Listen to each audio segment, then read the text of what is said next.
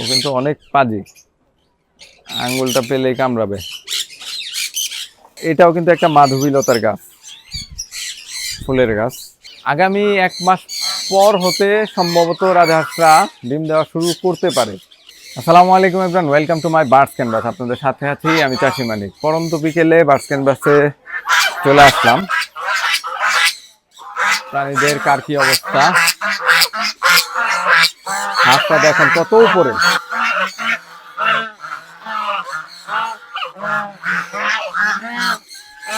কুল কুল কুল,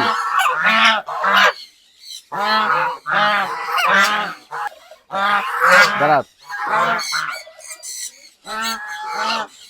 হাঁসেদের পুলটা কিন্তু এখন অনেক সুন্দর হয়েছে।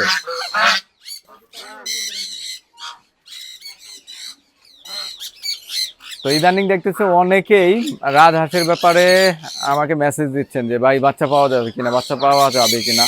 তো সকলের জ্ঞাতার্থে রাজহাঁসের ব্রিডিং সিজন অর্থাৎ প্রজননের সময় কিন্তু শীতকাল।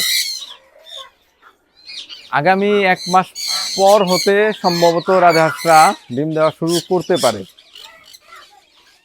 তো যখন ডিম দিবে তারপরে বাচ্চা ফুটলে হয়তো আপনাদের অনেকেই দেওয়া যাবে। এখন সারা বাংলাদেশ খুঁজলেও রাজহাঁসের ছোট বাচ্চা পাওয়াটা মুশকিল হবে। আমরা এইদিকে গাছ রোপণ করার পরে খুব একটা দেখাই নাই, আপনাদের একটু দেখানোর চেষ্টা করি।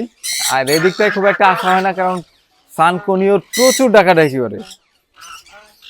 টাইগার মুরগিগুলোকে কিন্তু বিকেলবেলা ছেড়ে দেওয়া হয়েছে, ঘোরাঘুরি করতেছে।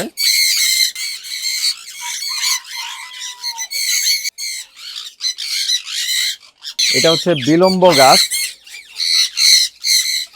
জাম গাছ।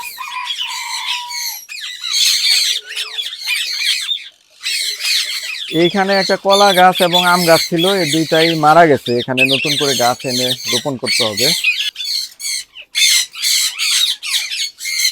এটা একটা জবাও কলি ধরছে, আশা করি ফুলও দেখা যাবে কয়েকদিন পরে। কি ব্যাপার তোমাদের, কি খবর? ওরে বাবা, খুব অ্যাগ্রেসিভ।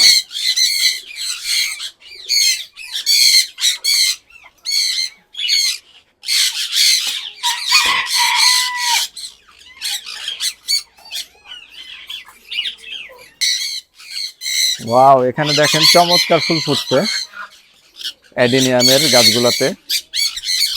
আমরা এবার শীতের পরে অ্যাডিনিয়াম গুলো মাটিতে রোপণ করে দেব।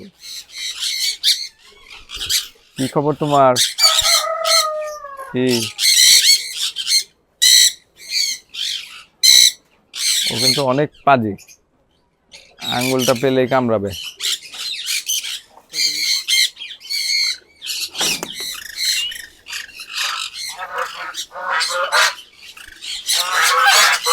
মাধবীলতার অনেক চমৎকার ফুল ফুটছে দেখেন, মাশাআল্লাহ।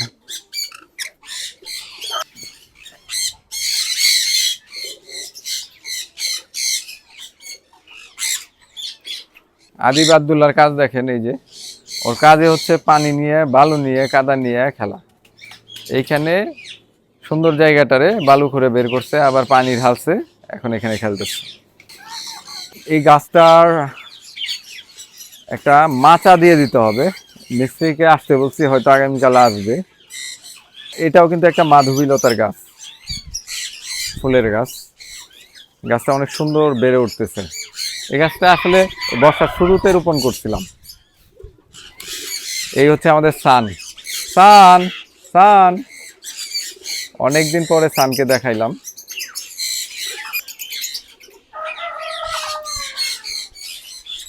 শীতের আবহ কিছুটা হলেও তৈরি হচ্ছে। আগামী হয়তো 10-15 দিনের মধ্যেই শীতের একটা ইমেজ আমরা ফিল করব। আমাদের লাভবার্ডগুলোর ব্রিডিং সিজন কিন্তু এই শীতকালে। লাভবার্ডের ব্রিডিং বক্সগুলা খুব শীঘ্রই আমাদের রেডি করতে হবে। আগামী 15 দিনের মধ্যে ইনশাল্লাহ আমরা আমাদের কলোনিতে সবগুলো পাখির জন্য ব্রিডিং বক্স দিয়ে দেব। এই বেল গাছটা বাঁচবে কিনা বোঝা যাচ্ছে না, পাতাগুলো আবার কেমন যেন টলে টলে গেছে, এতদিন তো এরকম ছিল না। এইটা আরেকটা জবা, ফুল ধরলে বোঝা যাবে এটা কোন রঙের। আর এই হচ্ছে আমাদের সেই সোনারু গাছটা। আমরা গাছটা তো চমৎকার লাগতেছে, একদম গ্রিন হয়ে গেছে, সবুজ এবং প্রচুর ফুল ধরছে। এইটাতে 12 মাসই আসলে আমরা থাকে। এইখানে কিছু বীজ দিয়েছিলাম, অঙ্কুরোদ্গম হইলে কিনা দেখি। না, এখনো হয় নাই, কিছুই তো দেখা যাচ্ছে না। কি আর করার। এই পাখিগুলো আমার অনেক প্রেম ছিল, সময় দিতে পারি না, যে কারণে এখন দূরত্বটা বেড়ে গেছে।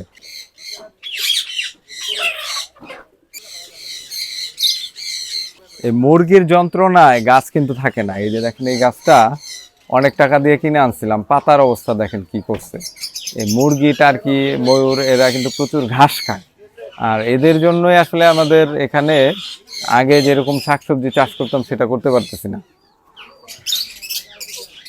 এইটা একটা বাঁশ গাছ, এটা কি প্রজাতির জন্য বাঁশ গাছ, এটাও কিন্তু একটা বাঁশ। তো এই ঝাড়টা যখন আরো বড় হবে তখন কিন্তু দেখতে অনেক চমৎকার লাগবে।